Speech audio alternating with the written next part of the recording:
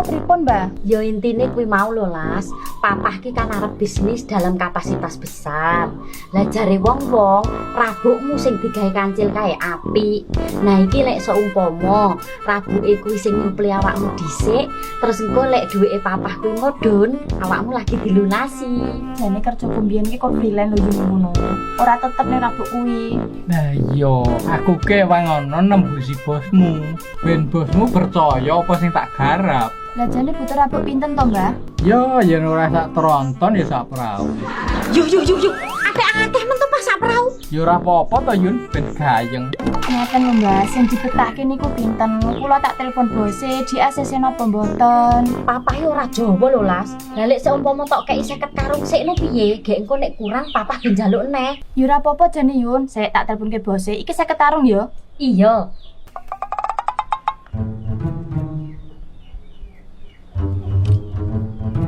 Halo? Pak, niki ngeten. Lurah kula kan badhe ndamel usaha nanam telo gajah. Lah niki kan kapasitasnya kata.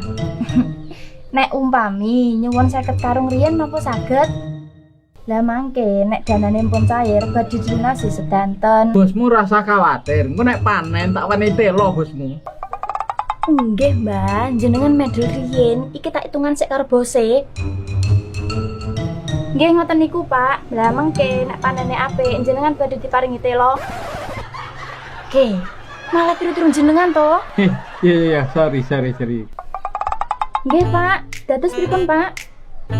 Saged? Badhe dikirim mengke sore? Oh, nggih.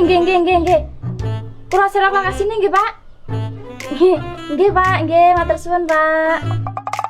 Piye, Las? Iso Yun, engko sore dikirim 50 karung nyampe gawene.